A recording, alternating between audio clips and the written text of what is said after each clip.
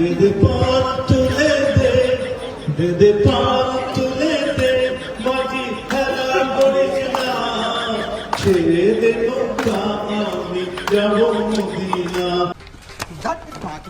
মালটাকে ছেড়ে দেওয়াই ভালো। এই মালটা পুরো ডাইরেক্ট শ্মশানে চলে যেত, তাহলে পশ্চিমবঙ্গের মানুষ বেঁচে যেত।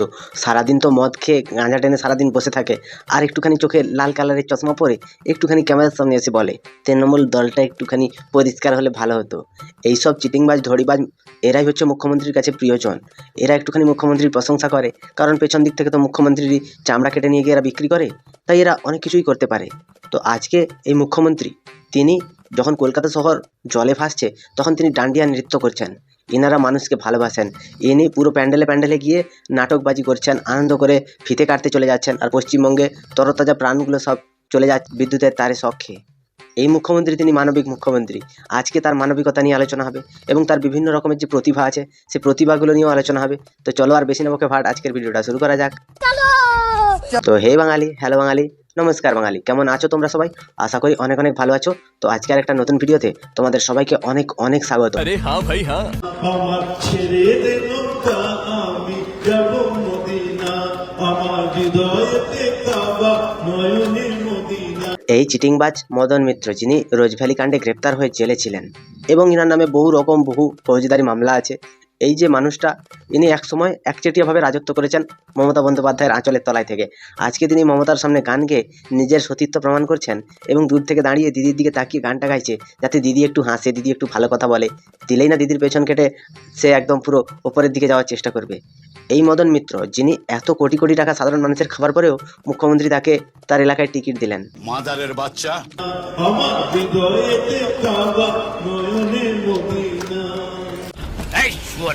এইগুলো মুখ্যমন্ত্রীর আলাদা লেভেলের জনগণের প্রতি সেবা, জনগণের প্রতি দরদ। এর মেন কারণ হচ্ছে কি, মদনা প্রতি বছর ভোটের সময় একটা ভালো টাকা মুখ্যমন্ত্রীকে উপহার দেয়, তাই মুখ্যমন্ত্রী মদনার প্রতি একটুখানি বেশি সুর নরম করে কথা বলেন। সাধারণ মানুষকে নিয়ে আজ এই পুজো প্যান্ডেল উদ্বোধন নিয়ে যে কত রকমের কেচ্ছা হচ্ছে, কারণ পশ্চিমবঙ্গে দুর্গা ঠাকুরকে আর নিয়ে আর কোনো গান ছিল না।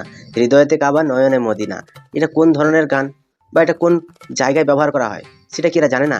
মদন মিত্র যখন কোন জায়গায় বারামুন্ডা পরে যেতে হয় আর কোন জায়গায় ধুতি, কোন জায়গায় পাজামা কুর্তা, সেটা তার তো কোনো সাধারণ জ্ঞান নেই। মুখ্যমন্ত্রীরও সাধারণ জ্ঞানটা একটুখানি লোপ পেয়েছে মনে হয়। কোথায় কি গান গাইতে হবে, কোথায় কি পরে যেতে হবে, সেগুলো তৃণমূলের সংস্কৃতিতে নেই। আসলে নির্লজ্জ বেহায়া দোকান কাটা তো, তাই এদের মুখে কোনো লজ্জা নেই।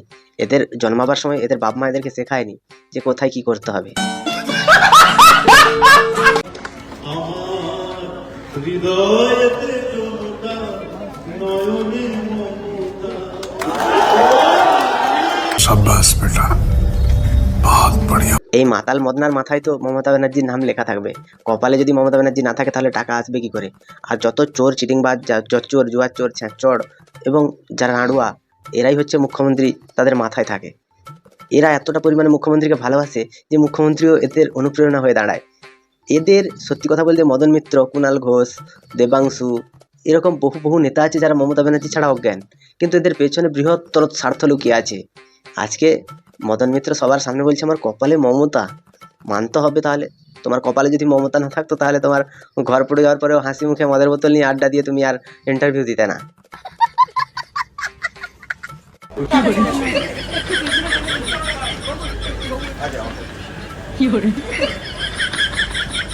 আমরা সবাই জানি যে মুখ্যমন্ত্রী ছবি আঁকতে ভালোবাসেন, মুখ্যমন্ত্রী বিভিন্ন প্রকারের পেন্টিং করেন এবং তার পেন্টিংয়ে যেন পুরো জীবন্ত কোনো একটা কিছুর উপদেশ তিনি দিয়ে যান।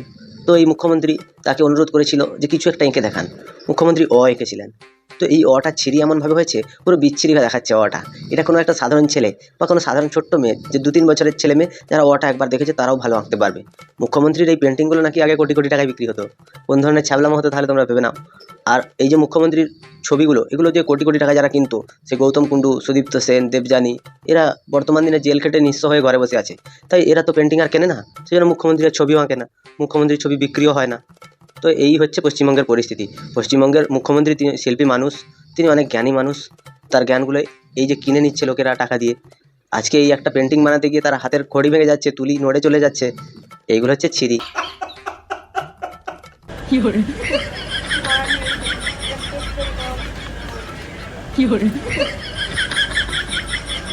সত্যি কথা বলতে মমতা ব্যানার্জির মতো শিল্পী, তার শিল্পের তো এই অবস্থা।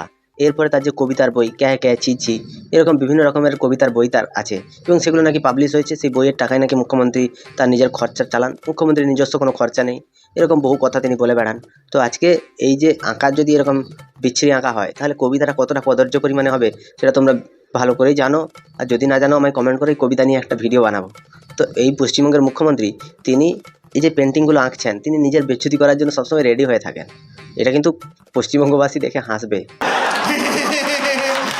মাথায় এটা রাখতে হবে, সব কিছুতেই হাতে একটা পেয়েছে বলে ফটাফট বলে দেওয়া, না বুঝে না শুনে যারা মৃত্যুকে নিয়ে রাজনীতি করে না, তাদের বলুন চ্যারিটি বিগিনস এট হোম। ওইটা কালীঘাটে বসে ভাবা উচিত ছিল। আরজিকর মেডিকেল কলেজে যখন আমাদের দিদি অভয়া তাকে নৃশংসভাবে খুন করলো তোমাদেরই দলের সিভিক ভলেন্টিয়ার, তখন তুমি বললে না যে তার বাবা মাকে তো আমরা 10 লাখ টাকা দিতেই পারি। দেখো তোমার কাছে মানছি অনেক টাকা আছে, তুমি বহু টাকা চুরি করে রেখেছো, তা বলে মানুষের জীবনের দাম তুমি টাকা দিয়ে কিনবে? পশ্চিমবঙ্গে লাশ নিয়ে রাজনীতি, সেটা তাপসী মালিকের সময় দেখেছে পশ্চিমবঙ্গের জনগণ কি করতে, যে পশ্চিমবঙ্গের জনগণ তোমায় ক্ষমতায় এনেছিল। আর তুমি যে কি করছো সেটা তুমি নিজেই হয়তো আজকে এই ক্ষমতা লোভী হওয়ার পরে তুমি হয়তো বুঝেই গেছো। একটা কথা আমি তোমাকে বলতে চাই যে লাশ নিয়ে যে রাজনীতি, সেটা পশ্চিমবঙ্গে মুখ্যমন্ত্রী সবথেকে ভালো বলতে পারে এবং বোঝায়ও। পশ্চিমবঙ্গে কোনো একটা পার্টির কোনো একজন কেউ মারা গেলে তার লাশটাকে বলবে রেখে দাও, কালকে ওটা নিয়ে মিছিল মিটিং করবো।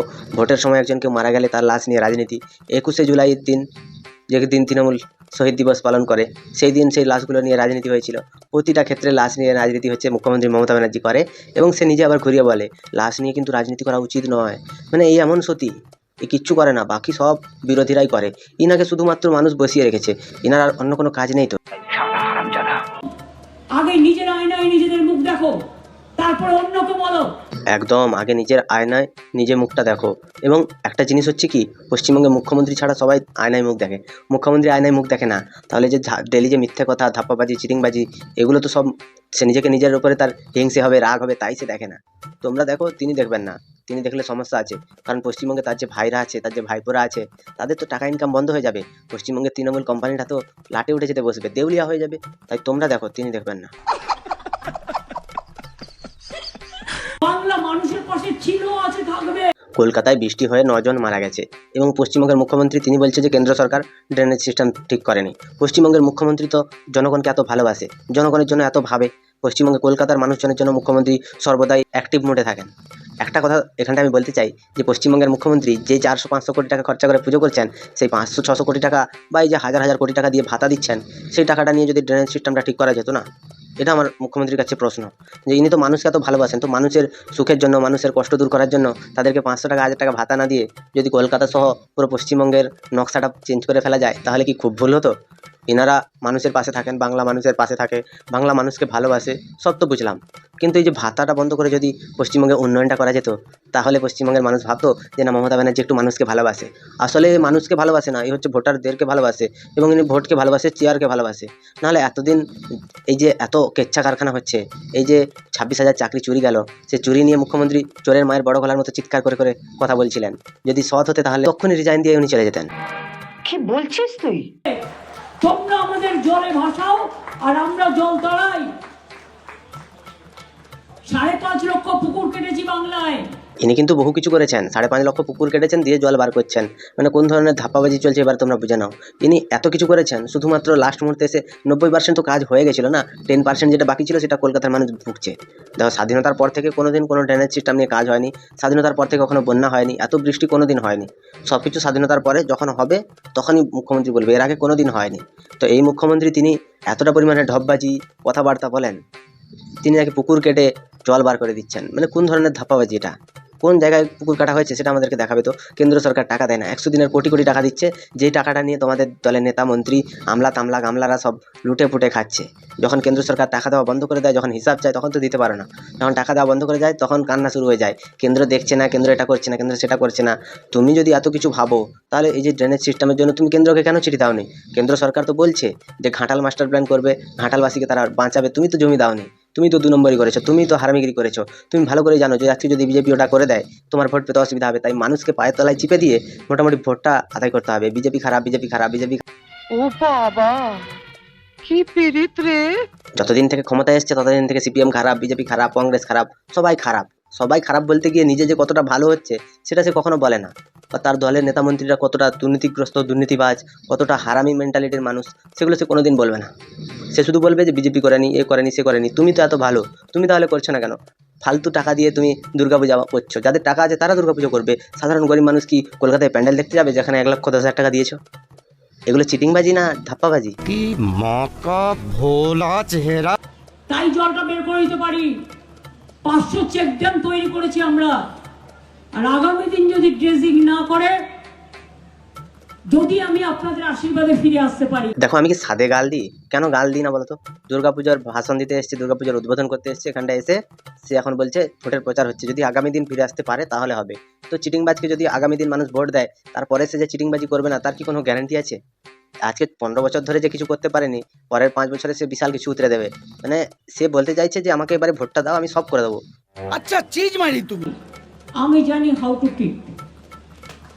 অল্টারনেটিভ কিভাবে করতে হয়, ওরা না করলে আমার দিকে তুমি জল ঠেলে, আমি তোমার দিকে জল ঠেলে দেবো। দেখো, পশ্চিমবঙ্গের মুখ্যমন্ত্রী বলে কথা, তিনি যে ঠেলাঠেলিতেও এক্সপার্ট হবেন না তার কি কোনো গ্যারান্টি আছে? এবার তিনি তো এক্সপার্ট, এটা নিয়ে তিনি বলেই দিলেন। এতদিন ধরে মানুষ কষ্ট পাচ্ছে, 10 বছর 15 বছর ধরে ঘাটালবাসী কষ্ট পাচ্ছে। তিনি এই যে ঠেলাঠেলি ভালো করে যদি করতেন তাহলে হয়তো আমরা বুঝতাম না মুখ্যমন্ত্রী মানুষের জন্য কিছু করেছে। সবসময় স্টেজে উঠে নাটকবাজি, ধাপ্পাবাজি, চিটিংবাজি, কথাবার্তা ছাড়া এনাদের লাইফে আর কিছুই নেই। এনারা শুধুমাত্র সাধারণ মানুষকে বোকা বানানোর জন্য, তাদের রক্তকে একটু উস্কে দেওয়ার জন্য কথা বলেন। এছাড়া এনাদের কাজকর্ম বলতে কিছু নেই, শুধুমাত্র চিটিংবাজি হচ্ছে এনাদের ধর্মে, আর এনাদের পেশা হচ্ছে জোচ্চুরি। সোস লেখাপড়া কিছুই শিখলো না। সিম্পল অঙ্কে যেটা বলে, তাহলে আমাদের তো বাঁচতে হবে। কত কৃষকের জমি ডুববে, কত মানুষ সাফার করবে এভরি ইয়ার। এটা হচ্ছে পুরোটাই রাজনৈতিক খেলা। পশ্চিমবঙ্গের মুখ্যমন্ত্রী, তিনি প্রতি বছর বন্যা হবে তিনি বলবেন কেন্দ্র সরকার এটা করেনি, কেন্দ্র সরকার সেটা করেনি, আমাকে ভোটটা দিন, আমি কিন্তু পরের বারে এলে করে দেবো। এই করে করে পশ্চিমবঙ্গের মুখ্যমন্ত্রী ভোট নিচ্ছে। আর ভোট নিলে কি হবে? এই যে পশ্চিমবঙ্গে কৃষকেরা প্রতি বছর ধরে ডুবছে, সেখানটা কিন্তু মুখ্যমন্ত্রীর কোনো কিছু যায় আসে না। ধরো যদি আমাদের পশ্চিমবঙ্গে 10 লাখ কৃষককে মুখ্যমন্ত্রী যদি 10,000 টাকা করেও দেয়, কত টাকা হচ্ছে? 100 কোটি টাকা হচ্ছে। এবং এই 100 কোটি টাকা দিয়ে যদি পশ্চিমবঙ্গে সে যদি 2-3 কোটি ভোট পেতে পারে, তাহলে পশ্চিমবঙ্গে অন্য কাউকে তার কি দরকার আছে? তো পশ্চিমবঙ্গে এই যে রাজনীতির খেলাটা চলছে, এই যে ভোট কেনার খেলাটা চলছে ঘুরপথে, তো এটা হচ্ছে মুখ্যমন্ত্রীর মাস্টার প্ল্যান। এই প্ল্যানের ধারে পাশেও কেউ আজ পর্যন্ত যেতে পারেনি, যে গেছে সে পুরো ধ্বংস হয়ে গেছে। তোমরা বিদেশে গিয়ে গিয়ে সব টাকা দিয়ে আসছো, নাম কিনে একটা মেডেল পরে চলে আসছো। ওনারা তো বিদেশে গিয়ে ভারতের নাম উজ্জ্বল করছে, আর পশ্চিমবঙ্গের মুখ্যমন্ত্রী কি করছে? পশ্চিমবঙ্গে টাকা নিয়ে ভাইপোকে দিচ্ছে, ভাইপো বিল্ডিং বানাচ্ছে। আজ পর্যন্ত পশ্চিমবঙ্গের কোনো মুখ্যমন্ত্রী বা ভারতবর্ষের কোনো প্রধানমন্ত্রী, এনারা তাদের পরিবারের জন্য কতটুকু কী করেছেন আমি জানি না, কিন্তু পশ্চিমবঙ্গের মুখ্যমন্ত্রী, তিনি মুখ্যমন্ত্রিত্ব পাওয়ার পর থেকে তার ভাই এবং ভাইপোরা যে পরিমাণে ধনকুবের হয়েছে, একদিন এরা মুকেশ আম্বানিকেও ছাড়িয়ে যাবে। মুখ্যমন্ত্রীর এই ঢপের চপ নিয়ে তোমাদের কি মতামত আমাকে একটু কমেন্টে জানিও। যদি ভিডিওটা ভালো লাগে তাহলে লাইক করো, কমেন্ট করো, শেয়ার করো, সাবস্ক্রাইব করো, পারলে একটা হাইপ করে দিও। সবাই ভালো থেকো, সুস্থ থেকো, সাবধানে থেকো, আর দেখতে থাকো বাংলার কোণে ঘর।